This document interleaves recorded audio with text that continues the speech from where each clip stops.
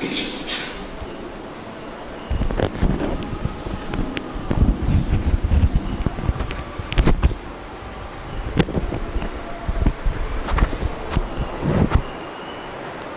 الحمد لله نحمده ونستعينه ونستغفره ونؤمن به ونتوكل عليه ونعوذ بالله من شرور أنفسنا وسيئات أعمالنا من يهده الله فلا مضل له ومن يضلله فلا هادي له وأشهد أن لا إله إلا الله وحده لا شريك له وأشهد أن محمدا عبده ورسوله أما بعد فقد قال الله تعالى في كتابه العزيز يا أيها الذين آمنوا اتقوا الله حق تقاته ولا تموتن إلا وأنتم مسلمون ويا أيها الناس اتقوا ربكم الذي خلقكم من نفس واحدة وخلق منها زوجها وبث منهما رجالا كثيرا ونساء واتقوا الله الذي تساءلون به والأرحام إن الله كان عليكم رقيبا وقال الله عز وجل في مكان آخر يا أيها الذين آمنوا اتقوا الله وقولوا قولا سديدا يصلح لكم أعمالكم ويغفر لكم ذنوبكم ومن يطع الله ورسوله فقد فاز فوزا عظيما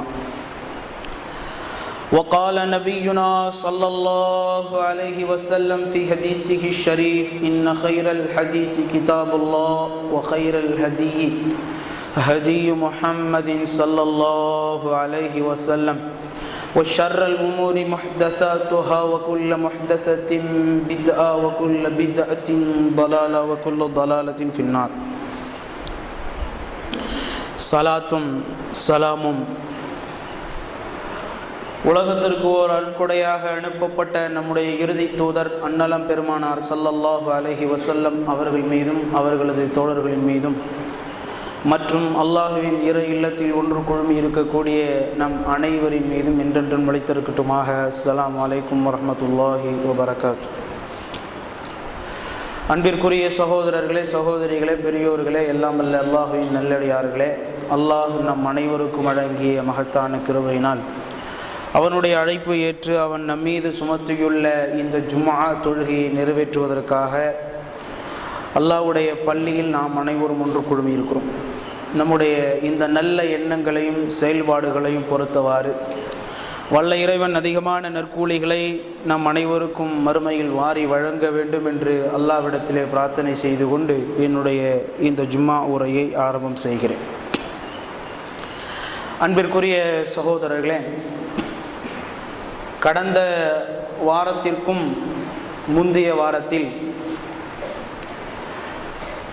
சூனியம் தொடர்பாக ஒரு சில விபரங்களை நாம் அறிந்தோம். சூனியம் என்பது இஸ்லாமிய மார்க்கத்தில் சொல்லப்பட்டதா அல்லது இல்லையா, அதை நம்ப வேண்டுமா அல்லது நம்பக்கூடாதா, அதை நம்புவது ஈமானா அல்லது அதை நம்புவது இணை வைப்பா என்கிற சம்பந்தப்பட்ட ஒரு சில குர்ஆன் சுன்னாவினுடைய ஆதாரங்களை நாம் பார்த்தோம். அதனுடைய தொடர்ச்சியில் மேலும் சில செய்திகளை உங்களோடு நான் பகிர்ந்து கொள்ள ஆசைப்படுகிறேன். அன்பார்ந்த சகோதரர்களே, நமக்கென்று ஒரு இறைவன் உண்டு, நமக்கென்று ஒரு தூதர் உண்டு, நமக்கென்று ஒரு வேதம் உண்டு, நமக்கென்று ஹதீஸுகள் உண்டு. இஸ்லாமிய மார்க்கத்தில் ஏதாவது ஒரு நம்பிக்கை சம்பந்தமாக அது கூடாத காரியமாக இருந்தால் அல்லாஹும் அல்லாஹ்வுடைய தூதரும் கூடாத பட்டியலில் அவற்றை இடம்பெறச் செய்து நம்முடைய ஈமானை அல்லாஹும் ரசூலும் பாதுகாப்பார்கள். நம்முடைய ஈமானை அல்லாஹும் ரசூலும் பாதுகாப்பார்கள். அந்த அடிப்படையில் இந்த சூனியம் என்பது ஈமானுக்கு அப்பாற்பட்டது, முரணானது, இணை வைப்பானது, இஸ்லாத்திலே இல்லாதது என்று அல்லாஹும் ரசூலும் நம்பக்கூடாத பட்டியலிலே இணைத்து நம்ப வேண்டாம் என்று எங்காவது நமக்கு சொல்லி இருக்கிறார்களா என்றால் எங்கேயும் நீங்கள் அப்படி பார்க்க முடியாது. எங்கேயும் நீங்கள் அப்படி பார்க்க முடியாது. மாறாக சூனியம் இஸ்லாத்திலே உண்டு என்றுதான் அல்லாஹ்வுடைய தூதர் ஸல்லல்லாஹு அலைஹி வஸல்லம் அவர்கள் சொல்லி இருக்கிறார்கள். எங்கே அல்லாஹ்வுடைய தூதர் அவர்கள் சொல்லி இருக்கிறார்கள்? புகாரியில 2766வது நபிமொழி அல்லாஹ்வுடைய தூதர் ஸல்லல்லாஹு அலைஹி வஸல்லம் அவர்கள் சொல்லுகிறார்கள், இஜ்தனிபு சபஅல் மூபிகாத்தி, உங்களை அழித்து ஒழிக்கக்கூடிய 7 பெரும்பாவங்களை விட்டு நீங்கள் விலகி வாழுங்கள், தவிர்ந்து கொள்ளுங்கள் என்று அல்லாஹ்வுடைய தூதர் ஸல்லல்லாஹு அலைஹி வஸல்லம் அவர்கள் சொல்லுகிறார்கள். சஹாபாக்கள் எல்லாம் அல்லாஹ்வுடைய தூதரே அது என்னென்ன பாவங்கள் என்று கேட்கும் பொழுது அல்லாஹ்வுடைய தூதர் அவர்கள் பட்டியல் போட ஆரம்பித்தார்கள். அஷ்ஷிர்கு பில்லாஹ், அல்லாஹ்வுக்கு முதலாவதாக இணை வைப்பது. வஸ்ஸிஹ்ரு, இரண்டாவது ரசூலுல்லாஹ் சொன்னது என்னங்க? சூனியம் செய்வது, சூனியம் வைப்பது என்று அல்லாஹ்வுடைய தூதர் ஸல்லல்லாஹு அலைஹி வஸல்லம் அவர்கள் சொன்னார்கள். ஹதீஸ்ல பார்க்கிறோம். சூனியம் என்றால் ஒன்றுமே இல்லை என்றால், இஸ்லாத்திலே இல்லாதது என்றால், விலக வேண்டும் என்ற பட்டியலில் அல்லாஹ்வுடைய தூதர் அவர்கள் அதை இடம்பெற செய்திருப்பார்களா? முதலிலே யோசித்து பார்க்க வேண்டும். அப்ப இதுல இருந்து நமக்கு என்ன தெரிகிறது? சூனியம் என்பது இஸ்லாத்தில் உள்ள ஒன்றுதான், குர்ஆனிலும் சுன்னாவிலும் சொல்லப்பட்ட ஒன்றுதான் என்பதை முதலாவதாக நீங்கள் விளங்கிக் கொள்ள வேண்டும். அன்பார்ந்த சகோதரர்களே, சூனியம் இஸ்லாமிய மார்க்கத்திலே உள்ளதுதான் என்பதற்கான ஆதாரங்களை சொல்ல வேண்டுமானால் அடுக்கடுக்காக பட்டியல் போட்டுக்கொண்டே செல்லலாம். அது முக்கியமல்ல. சூனியம் இருக்கு என்று சொல்வதற்கான ஆதாரங்கள் நிறைய இருக்கிறது. அதை ஒரு நாள் அல்ல, 2 நாள் 3 நாள் கிளாஸ் எடுத்தாலும் இன்னைக்கு அதை முடிக்க முடியாது. நாம் முக்கியமாக எதை தெரிந்து கொள்ள வேண்டும் என்று சொன்னால், குர்ஆனிலும் சுன்னாவிலும் சொல்லப்பட்ட ஒன்றை, இஸ்லாத்தில் நம்ப வேண்டிய ஒன்றை நம்பக்கூடாது, அது இணை வைப்பு என்று சொல்லக்கூடியவர்கள் சொல்லுகிற எதிர்வாதங்களை நாம் தெரிந்து கொள்ள வேண்டும். அன்பார்ந்த சகோதரர்களே, காரணம் என்ன தெரியுமா? சூனியம் உண்டு என்கிற அந்த ஆதாரங்களை மட்டும், ஒரு தரப்பை மட்டுமே நாம் பார்த்து விடக்கூடாது. அது கண்மூடித்தனம். அப்படித்தானே? அது கண்மூடித்தனம். கண்மூடித்தனமாக இஸ்லாமிய மார்க்கத்தில் இருப்பது கண்டிக்கப்பட்டது, வெறுக்கத்தக்கது. அது எச்சரிக்கை செய்யப்பட்ட ஒரு நிலை. அதனால அந்த கண்மூடித்தனம் என்பது இருக்கக்கூடாது. இஸ்லாத்திலே சூனியம் இல்லை என்று சொல்லக்கூடியவர்களை அழைத்து, சூனியம் உண்டு என்கிற ஆதாரங்கள் எல்லாம் உங்களுக்கு தெரியுமான்னு கேட்டு பார்த்தீங்கன்னா ஒரு ஆதாரங்களும் தெரியாது. ஆனால் இல்லை என்கிற ஆதாரங்களை அப்படியே பட்டியல் போட்டு அவர்கள் மனதிலே வைத்திருப்பார்கள், மனப்பாடம் செய்து வைத்திருப்பார்கள், எல்லாத்தையும் நன்றாக தெரிந்து வைத்திருப்பார்கள். நாமும் அப்படி இருக்கக்கூடாது. இல்லை என்று சொல்லக்கூடியவர்களுடைய வாதங்களையும் நாம் தெரிந்து கொள்ள வேண்டும், அதற்கான தீர்வையும் நாம் தெளிவாக தெரிந்து கொள்ள வேண்டும். அந்த அடிப்படையில் தான் ஏற்கனவே 2 விஷயங்களை நாம் பார்த்தோம். என்ன?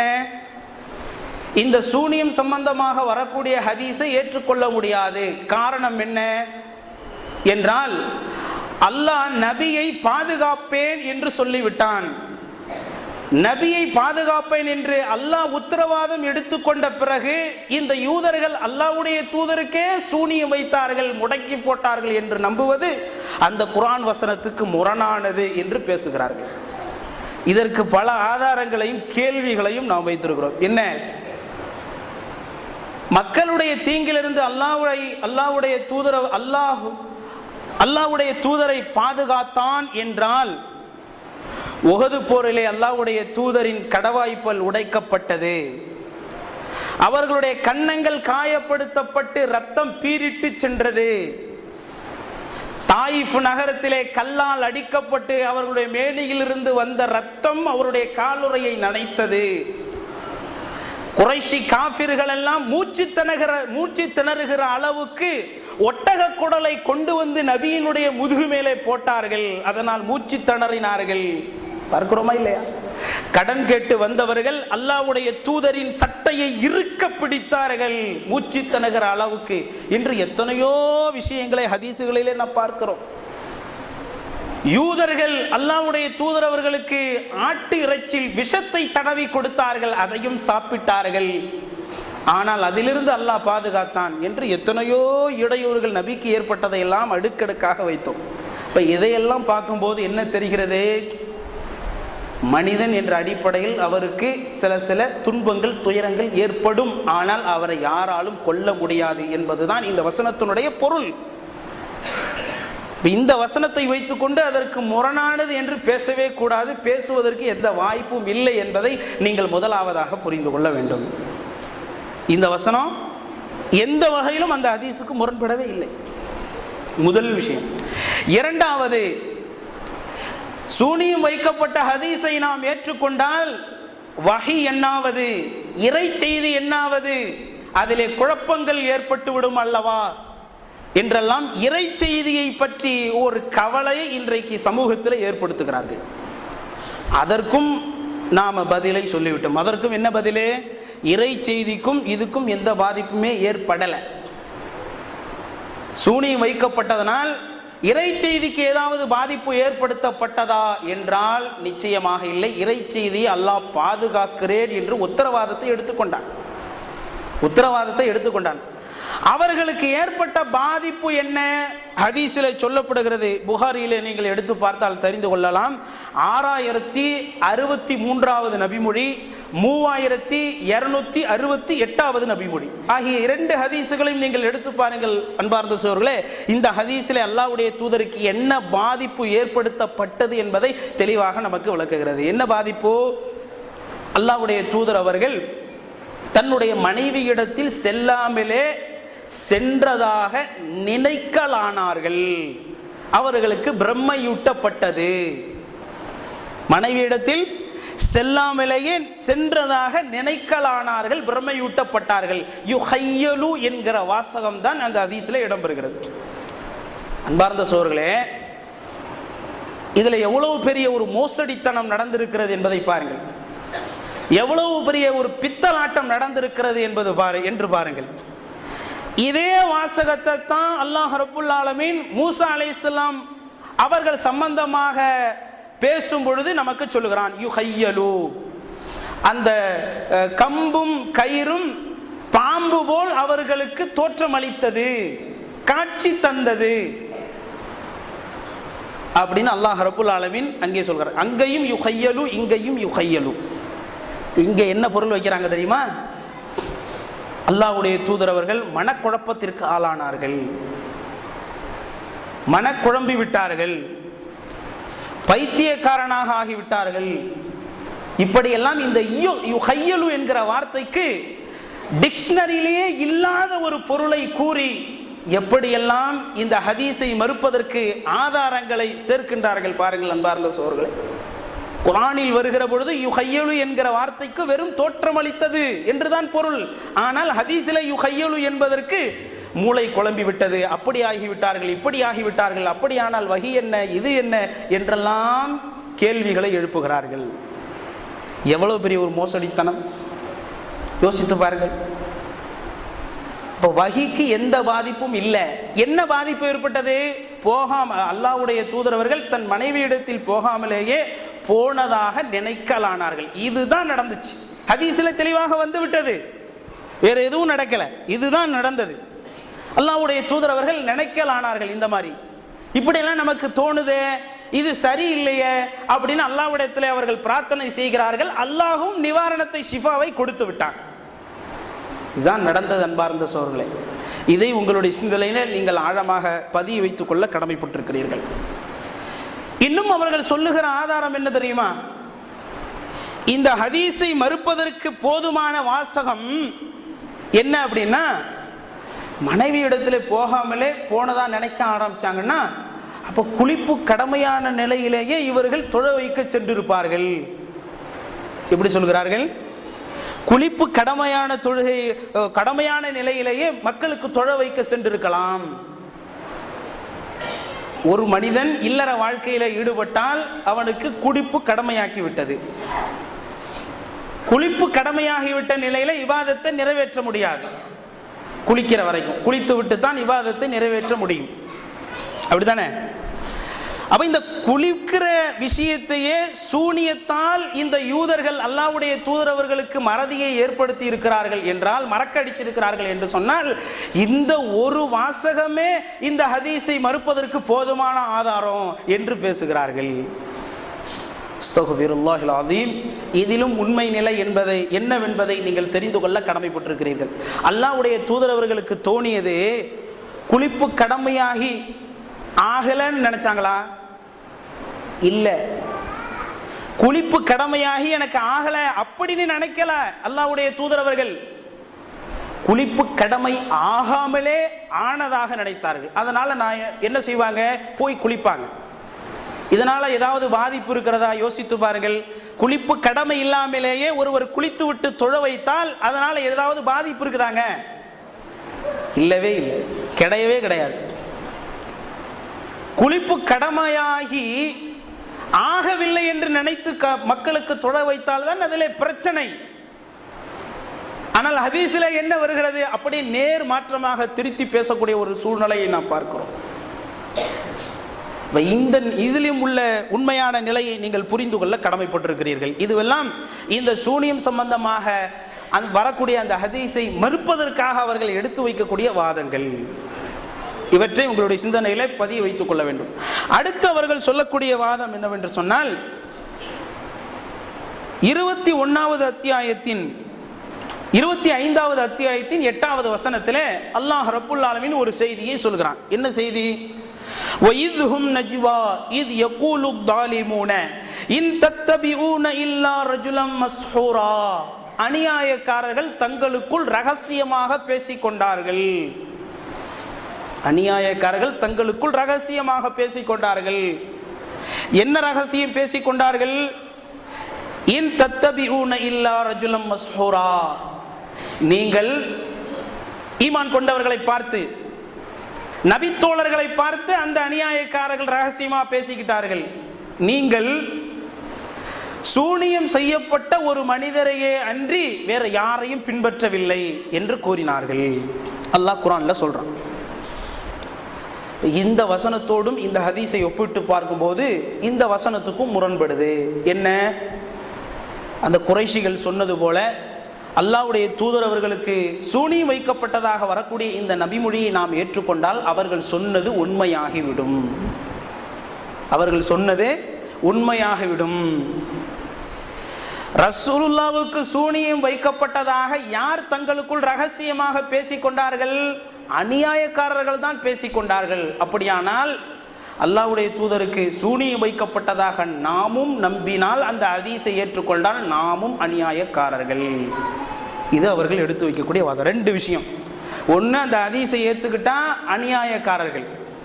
இன்னொன்று, அந்த ஹதீஸை ஏற்றுக்கொண்டால் அந்த குறைஷி காஃபிர்கள் சொன்னது உண்மையாகி போய்விடும்.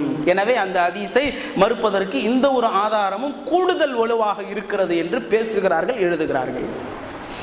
அன்பார்ந்த சகோதரர்களே, குர்ஆனையும் ஹதீஸையும் எல்லாவற்றையுமே ஒருமித்து ஒன்றாக சேர்த்து புரிந்து ஒரு முடிவுக்கு வர வேண்டும். ஒவ்வொரு துண்டு துண்டு வசனங்களை எல்லாம் புரிய ஆரம்பிச்சோம்னு சொன்னா வழிகேட்டுக்கு கூட குர்ஆன்ல இருந்து ஆதாரம் எடுக்கலாம். அப்படித்தானங்க? ஃபவைலுல் லில் முஸல்லீன், தொழுகையாளிகளுக்கு கேடுதான். இப்ப தொழவே வேண்டாம், தொழுகிறவர்களுக்கு கேடுன்னு அல்லாஹ் சொல்லிட்டான். எடுக்கலாமா இல்லையா? அதற்கு அடுத்து உள்ள வசனங்களையும் தொடர்ந்து பார்த்தால்தான் அதனுடைய முழுமையான கருத்தை நாம் என்ன செய்ய முடியும், தெளிவாக புரிந்து கொள்ள முடியும். இப்படி அல்லாஹ் ரப்புல் ஆலமீன் இன்னொரு வசனத்திலே சொல்கிறான் பாருங்கள். அந்த வசனத்தோடு இதை நாம் ஒருங்கே புரிந்து கொண்டால் இதுல எந்த விதமான மாற்றமும் இல்லை என்பதை தெரிந்து கொள்ளலாம். 21வது அத்தியாயத்தின் 3வது வசனத்திலே அல்லாஹ் ரப்புல் ஆலமீன் சொல்லுகிறான், வ அஸர்ருன் நஜ்வா அல்லதீன ஸலமு. அநியாயக்காரர்கள் தங்களுக்குள் ரகசியம் பேசிக் கொண்டார்கள். ஹல் ஹாதா இல்லா பஷரும் மிஸ்லுக்கும். நீங்கள் உங்களை போன்ற ஒரு மனிதரையே அன்றி வேற யாரையும் பின்பற்றவில்லை. என்ன சொன்னாங்க அநியாயக்காரர்கள்? அல்லாஹ்வுடைய தூதரை பார்த்து மனிதன் என்று சொன்னார்கள். மனிதன் சொன்னாங்க. யார் சொன்ன? அநியாயக்காரர்கள் சொன்னார்கள். அப்படியானால் அல்லாஹ்வுடைய தூதரை மனிதர் என்று நம்புகிறவர்கள் எல்லாம் அநியாயக்காரர்களா? இல்லை. நாமும் அல்லாஹ்வுடைய தூதரை மனிதர் என்றுதான் நம்புகிறோம். நம்புகிறோமா இல்லையாங்க? அல்லாஹ்வுடைய தூதர் அவங்களே சொல்லியிருக்கிறாங்க, அன பஷரும் மிஸ்லுக்கும், நான் உங்களை போன்ற மனிதரை அன்றி வேறில்லை. நாம ரசூலுல்லாஹ் மனிதர் தான் நம்புறோம். அப்ப நாம் அநியாயக்காரர்களா? இல்லை. நாம் மனிதர் என்பதை எந்த அர்த்தத்தில் நம்புகிறோம், எந்த பொருளில் நம்புகிறோம்? இவர் சாதாரண மனிதர், இவருக்கு இறை சக்தி கிடையாது, இறைவனுடைய பவர் கிடையாது, இவர் சாதாரண மனிதர் என்கிற அந்தஸ்தில் நாம் நம்புகிறோம். காஃபிர்கள், இறை நிராகரிப்பாளர்கள் அல்லாஹ்வுடைய தூதரை மனிதர் என்று எந்த பொருளிலே சொன்னார்கள் தெரியுமா? இவர் சாதாரண மனிதர், இவருக்கு இறை செய்தி வரல, இவர் இறை தூதரே இல்லை என்கிற பொருளில் இவர் சாதாரண மனிதர் என்று சொன்னார்கள். பாருங்க, நாம நம்புற நம்பிக்கை சரியான நம்பிக்கையா போயிடுது. அப்படித்தானே? மனிதன்று நாம நம்புற நம்பிக்கை சரியான நம்பிக்கையாக ஆகிவிடுகிறது. அவர்கள் மனிதன் என்று நம்புகிற நம்பிக்கை பிழையாக, தவறாக போய்விடுகிறது. நம்புகிற நம்பிக்கையில் இருக்கிறது. அதே போன்றுதான் அன்பார்ந்த சகோதரர்களே, இந்த குறைஷி காபிர்கள், அந்த இஸ்லாமிய எதிரிகள் அல்லாஹ்வுடைய தூதரை சூனியம் வைக்கப்பட்டவர் என்பதை எந்த அர்த்தத்தில் சொன்னார்கள் என்று சொன்னால், இவர் குர்ஆன்னு ஒன்னு சொல்றாரே, அதை மறுப்பதற்காக வேண்டி இவர் சூனியம் செய்யப்பட்டார் என்று சொன்னார்கள். குர்ஆனை மறுக்கணும், அதுதான் அவங்களுடைய முழு நோக்கம். சூனியம் வைக்கப்பட்டதனாலதான் இந்த குர்ஆன்னு ஒன்ன வளர்றாரு என்று யார் சொன்னா? அந்த குறைஷி காபிர்கள், அந்த இஸ்லாமிய எதிரிகள் சொன்னார்கள். உண்மையில் சூனியம் வைக்கப்பட்டவர் என்ற அந்த அர்த்தத்தில் சொல்லல. ஏன் சொல்லுகிறேன் என்று சொன்னால், இந்த வசனமே இறக்கப்பட்ட இடம் மக்காவிலங்க. இந்த அத்தியாயம் இறக்கப்பட்ட ஏரியா இடம் எது? மக்காவில். ஆனால் அல்லாஹ்வுடைய தூதர் அவர்களுக்கு சூனியம் வைக்கப்பட்டதாக வரக்கூடிய தகவல், சரித்திரம் எங்கே வைக்கப்பட்டதாக வருகிறது? மதீனாவில் வைக்கப்பட்டதாக வருகிறது.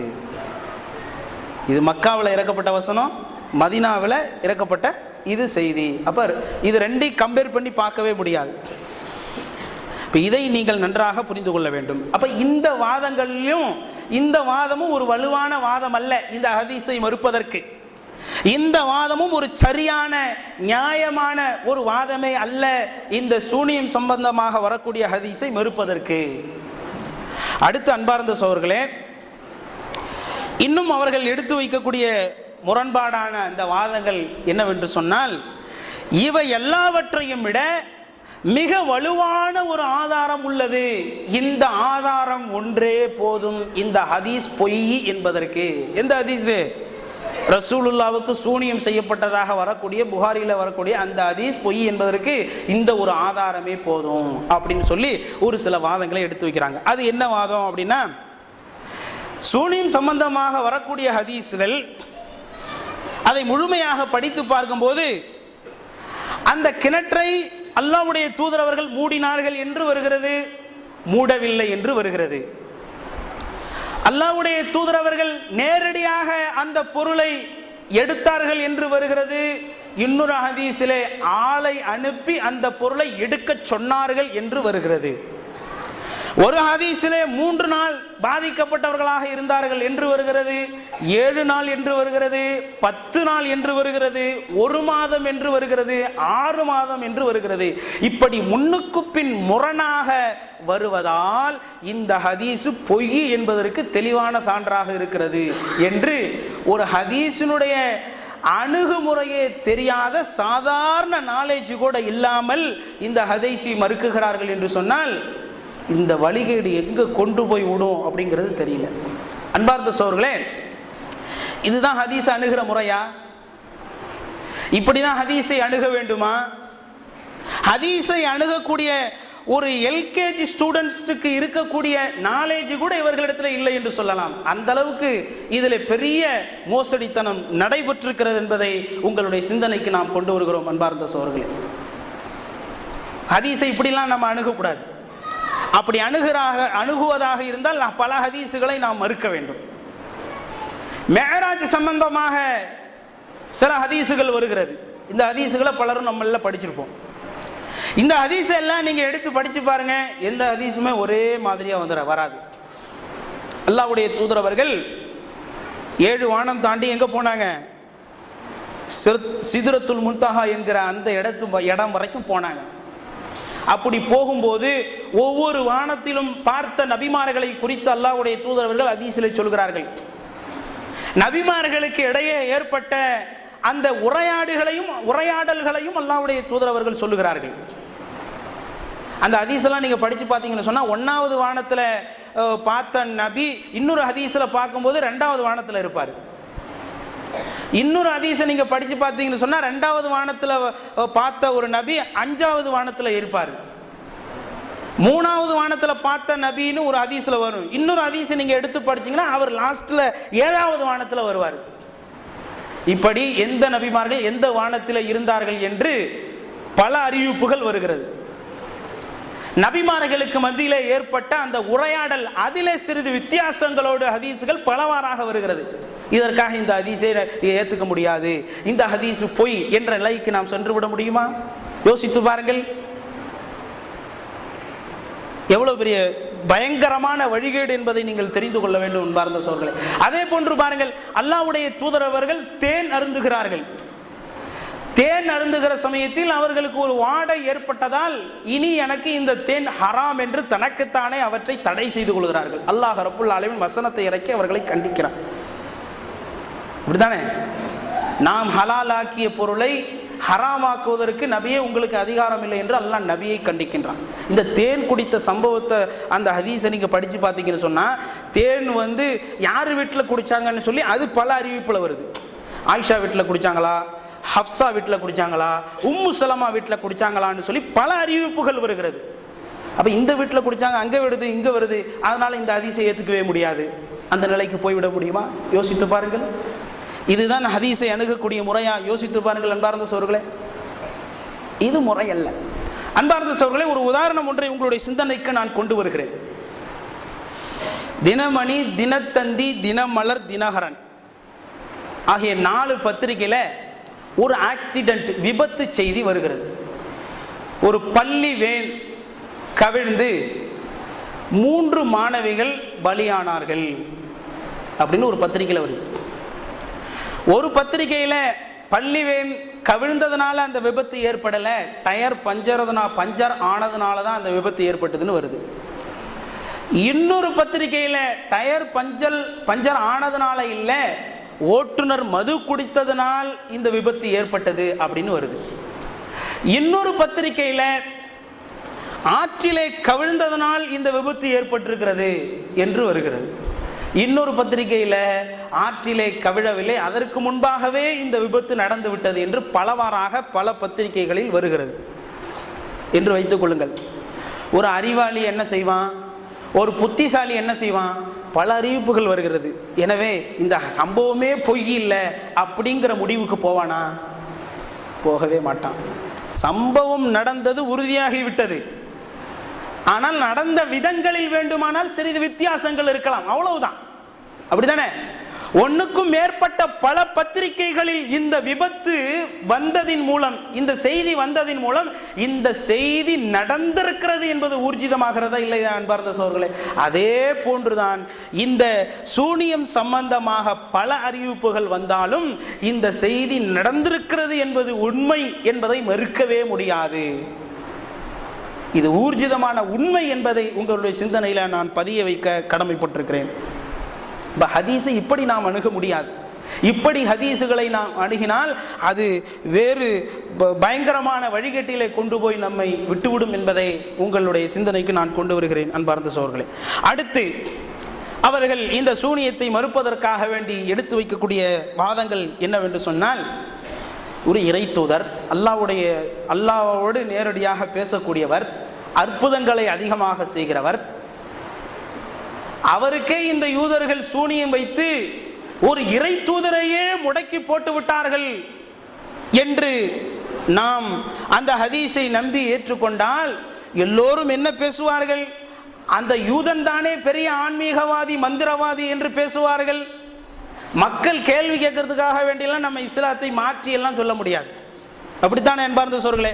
மக்கள் கேள்வி கேட்பார்கள் என்பதற்காக வேண்டி அவனை திருப்திப்படுத்தவோ இவனை திருப்திப்படுத்தவோ இஸ்லாத்தில் இல்லாததையும் அல்லது இருக்கிறதை குறைப்பதும் மார்க்கத்தில் அனுமதிக்கப்பட்டதே அல்ல. அவர்கள் எடுத்து வைக்கக்கூடிய வாதம். இப்படி ஒரு கேள்வி வருமே, அப்படி வந்தால் நாம் என்ன பதிலை சொல்ல முடியும்? என்ன கேள்வி இது அன்பார்ந்த சோர்களே? இது என்ன கேள்வி? யோசித்து பாருங்கள். இதற்கு ஒரு சில உதாரணங்களை நான் சொல்ல கடமைப்பட்டிருக்கிறேன். மூசா அலைஹி ஸலாத்து வஸ்ஸலாம் அவர்கள் அல்லாஹ்விடத்தில் பேச சென்றார்கள். வேதம் வாங்குவதற்காக வேண்டி ஒரு 40 நாள் வெளியிலே சென்று விட்டார்கள். அந்த முஸ்லிம்களுக்கு ஹாரூன் அலைஹி ஸலாத்து வஸ்ஸலாம் அவர்களைத்தான் பொறுப்பாளியாக நியமித்து விட்டு சொல்கிறார்கள். அவங்க தான் பொறுப்பாளி திரும்பி வர்ற வரைக்கும்.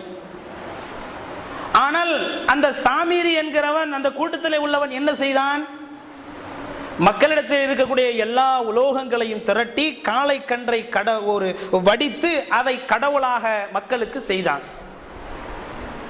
ஜிப்ரீலுடைய காலடி மண்ணை எடுத்து அந்த அந்த கன்று மேலே போடும்போது, காளை கன்றின் மேலே போடும்போது அது மாடு போல் கத்தியது, அதற்கு மேலும் சதை ஏற்பட்டது என்று அல்லாஹ் திருக்குர்ஆனிலே சொல்கிறான். அன்பார்ந்த சோர்களே, மூசா அலைஹிஸ்ஸலாம் அவர்கள் பெரியவங்க அநியாயம் நடந்துருச்சு. ஏகத்துவ கொள்கையின் பக்கம் தான் மூசா அலைஹிஸ்ஸலாம் அவர்கள் எல்லோரையும் அடைத்தார்கள். உருவ வழிபாடை உடைத்து எறியத்தான், அடித்து தரைமட்டமாக்குவதற்குத்தான் மூசா அலைஹிஸ்ஸலாம் அவர்கள் அனுப்பப்பட்டார்கள். ஹாரூன் அலைஹிஸ்ஸலாம் அவர்களும் அனுப்பப்பட்டார்கள். ஆனால் அதற்கே நேர்மாற்றமாக இப்படி ஒரு சம்பவம் நடந்து விட்டது. மூசா அலைஹிஸ்ஸலாம் அவர்கள் வருகிறார்கள். வந்து பார்த்தா காளை கன்றை கடவுளாக எடுத்துக்கொண்டு வணங்கி கொண்டிருக்கிறார்கள் பனி இஸ்ரவேலர்கள். என்ன செய்தார் மூசா அலைஹிஸ்ஸலாத்து வஸ்ஸலாம் அவர்கள்? தன்னுடைய தம்பியின் தாடியை பிடித்து, நான் உன்னிடத்திலே பொறுப்பை ஒப்படைத்து போனேனே, நீ என்ன செய்தாய் என்று கேட்கும் பொழுது ஹாரூன் அலைஹிஸ்ஸலாத்து வஸ்ஸலாம் அவர்கள் சொன்னார்கள், சகோதரரே, என்னை குற்றம் பிடிக்காதீர்கள், என் தாடியை பிடிக்காதீர்கள், என்னையே இந்த மக்கள் மிகைத்து விட்டார்கள். குர்ஆன் அல்லாஹ் சொல்கிறான். ஹாரூன் அலைஹிஸ்ஸலாம் அவர்கள் சொன்ன வார்த்தை அல்லாஹ் குர்ஆனிலே சொல்கிறான், என்னையே இந்த மக்கள் மிகைத்து விட்டார்கள்.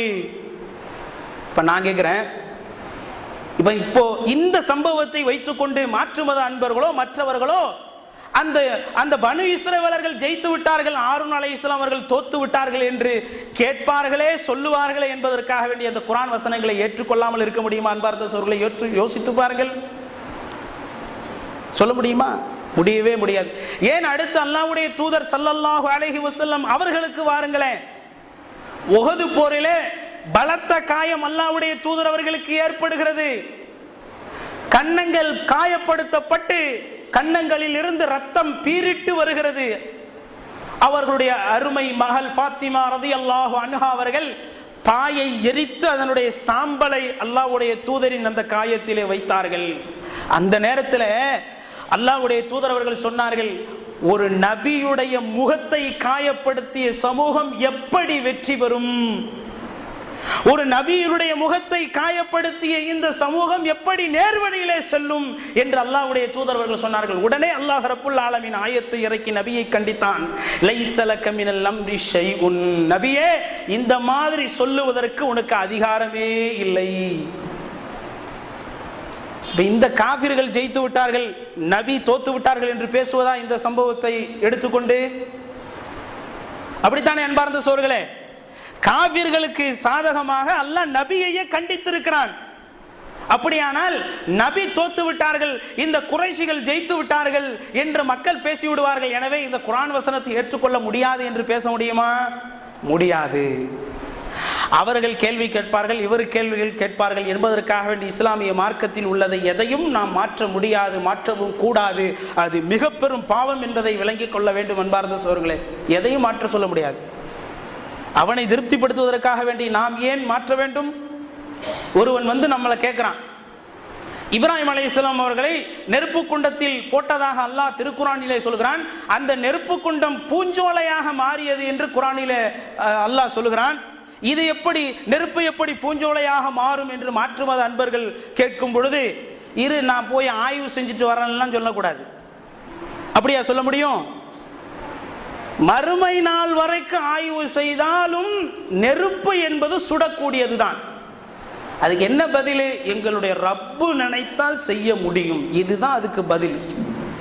இதை தவிர்த்து நெருப்பு என்றால் அது வேறு பொருள், நெருப்பு என்றால் அந்த நெருப்பல்ல, அது சாதாரண நெருப்பு என்றெல்லாம் அர்த்தத்தை மாற்றி சொல்ல முடியாது. அவன் திருப்திப்படுவதற்காக வேண்டி, அல்லது நெருப்பே இல்லை வேற ஒன்று சொல்ல முடியாது, அல்லது ஆய்வு செய்துவிட்டு பிறகு உங்களுக்கு சொல்லுகிறேன் என்றெல்லாம் சொல்ல முடியாது. அடுத்தவர்களை திருப்திப்படுத்துவதற்காக அல்ல இந்த இஸ்லாமிய மார்க்கம் என்பதை தெளிவாக புரிந்து கொள்ள வேண்டும். அன்பார்ந்த சகோதரர்களே, இப்படியெல்லாம் சில கேள்விகளை வைத்து இந்த சூனியம் தொடர்பாக வரக்கூடிய ஹதீஸை மறுக்கக்கூடிய ஒரு சூழ்நிலையை நாம் பார்க்கிறோம். அன்பார்ந்த சகோதரர்களே, இந்த வாதங்கள் எல்லாம் எதற்கு எடுத்து சொல்லப்படுகிறது என்று சொன்னால், இந்த வாதங்களுக்கான பதிலையும் நீங்கள் தெரிந்து கொள்ள வேண்டும், எதிர்த்தரப்பு சொல்லக்கூடிய அந்த வாதங்களை தெரிந்து கொள்ள வேண்டும் என்பதற்காக வேண்டி சொல்கிறேன். ஒரு தரப்பை மட்டும் பார்க்கக்கூடாது, ஒரு தரப்பை மட்டும் நாம் பார்க்கக்கூடாது. ஆகவே இப்படிப்பட்ட இந்த வாதங்களுக்கெல்லாம் நாம் அல்ல, அந்தந்த காலத்தில் வாழ்ந்த இமாம்களே அழகான பதிலை நமக்கு சொல்லி தந்திருக்கிறார்கள். இவைகளெல்லாம் இமாம்கள் சொன்ன பதிலும் மேற்கொண்டு குர்ஆன் ஹதீஸை அலசி ஆராய்ந்து பார்த்ததில் நமக்கும் ஏற்பட்ட பதிலும் என்பதை உங்களுடைய சிந்தனையில நான் பதிவு செய்து கொண்டு என்னுடைய இந்த முதலாவது உரையை நிறைவு செய்கிறேன். வஆகிரு தஅவானா அனில் ஹம்துலில்லாஹி ரப்பில் ஆலமீன்.